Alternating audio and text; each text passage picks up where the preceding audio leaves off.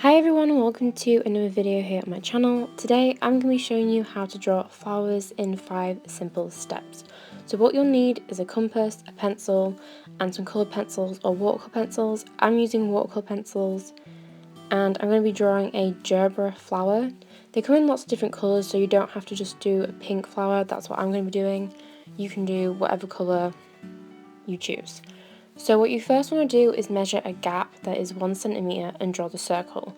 And then from the same point, measure a 3 centimetre gap on the compass and draw the outer circle. These are going to be your kind of guidelines for the centre and petals of the flower. So you'll notice that I have 3 circles drawn. That's because the other one on the outside is a 4 centimetre if you measured it on the compass. And that is just there to make sure that you don't make any of the underneath petals any larger than that line, otherwise it'll look unproportioned to the rest of the flower. So when you're drawing, you want to make sure that the petals have a curved top to them and that you're getting the smaller petals around the outside drawn in as you go, but you don't want to add too many to begin with because you can always add more in at the end. And the underneath flowers should probably be somewhere between the 2 outer lines. You just want to make sure that they all have a curved top to them because that's how Gerbera daisies look.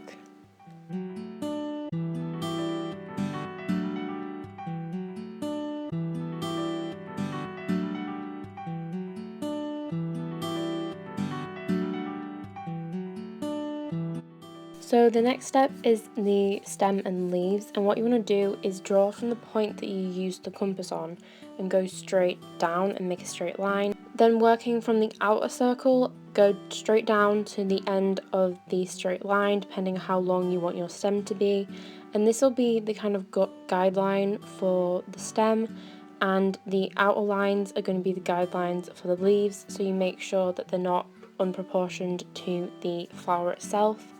This is just the way that I do it. Obviously, if you want to have bigger leaves on it, you can draw them bigger. And if you don't want to draw a stem or leaves, then you can just use the flower part of the tutorial. You don't need to add all these bits to it. Just make sure you clean up the guidelines before adding the colour. So like I said, I'm going for a pink Gerbera Daisy. But what you want to make sure is that you have 5 shades of the same colour ranging from light to dark, and make sure that you have the midtones in the correct order. What you want to do is start with the darkest colour and outline 2/3 of the petal's outline, so the outside of it, and then add in the lines that go through the petals, so kind of add more shape and definition to each petal. This is what really defines it from being just a normal 2D flat image. Then using the next shade down from the darkest, you want to draw over the lines you just did. This creates more depth and dimension and just adds more shadow. Then you want to go in with the shade after that and outline the top of the petal that you didn't do with the darkest shade and work up about 1/3 of the petal, kind of doing an upwards motion. You don't want to block colour in because it'll be hard to blend. And then you do the same thing with the lightest shade at the top, and then using the mid shade between, I guess, the lightest shade and the middle shade, you want to blend that in between. And then you've got the outer petals to deal with, the kind of underneath petals, and for those you just want to use the 3 darkest shades that you have and make a gradient.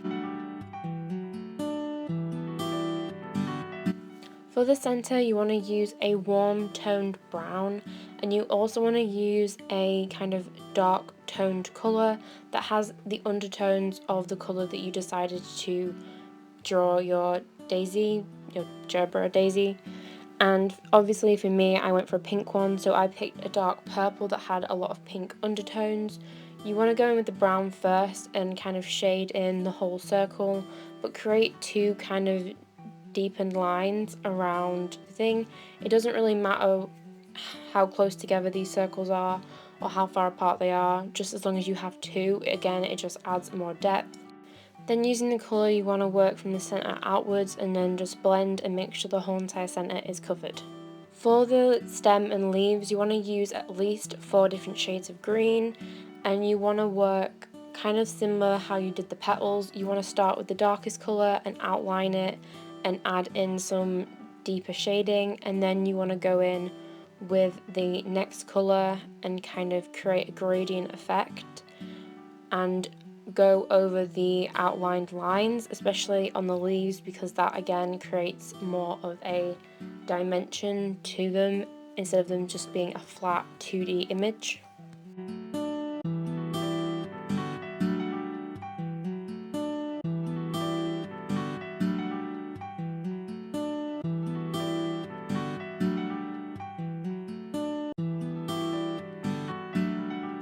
Once that's done, it should look something like this.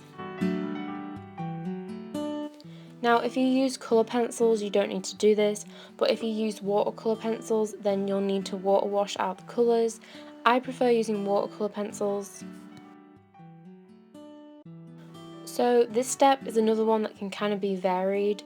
I use a pencil to go in and add more shading and definition. This way it shapes the flower, adds more depth, and really changes it from this kind of flat flower shape, I guess.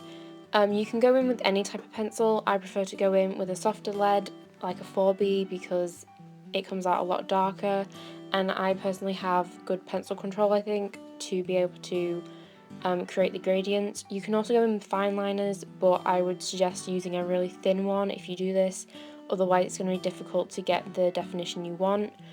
And you want to use a sharp pencil that has a pointed edge, because that way it kind of gets nice crisp lines. For the centre of the flower, you want to go in and add little circles, because on a Gerbera Daisy they have a kind of circular texture in the centre. Another reason why I like using pencil is because you can blend out the edges, and then that's another way to create depth. For highlights, you want to use a white ball pen. You can use an acrylic paint pen, but I prefer using a uniball white gel pen.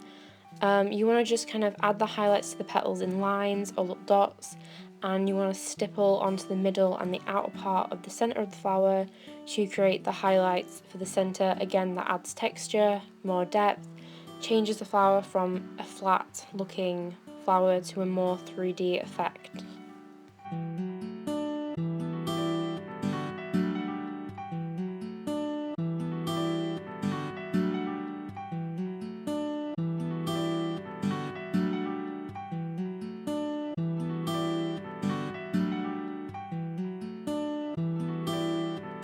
So the finished piece should look something like this. Obviously it's going to look different if you use different colours, different materials. If you want to know the exact materials I used, they're in the description down below. If you like this style of video, then please let me know in the comments. If there's any other different types of flowers you'd like me to do, then let me know, and thank you for watching.